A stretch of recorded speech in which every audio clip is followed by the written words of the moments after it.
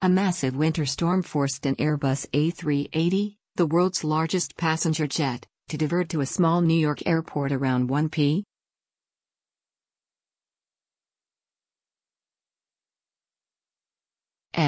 ET on Thursday after heavy winds and whiteout conditions closed runways at its intended destination, John F.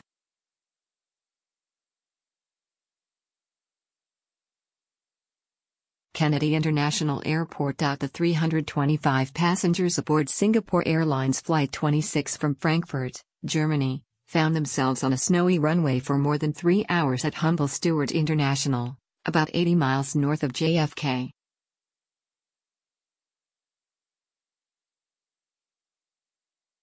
Passengers were leaving the plane after 5 p.m. ET using outdoor stairs, according to Manoel Gerlach, a passenger aboard the plane.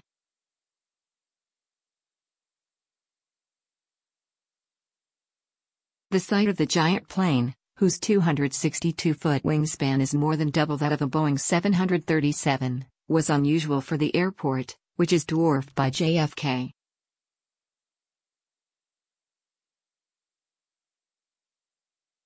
In 2016, the airport handled 137,000 passengers. JFK, in comparison, received 29 million, according to the Department of Transportation.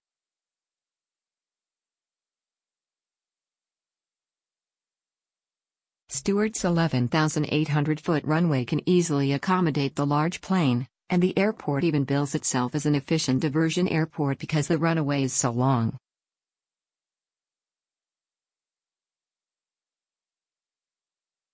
But its gates aren't high enough to reach the plane's doors, so stairs had to be brought to the aircraft and passengers exited the plane into the outdoors.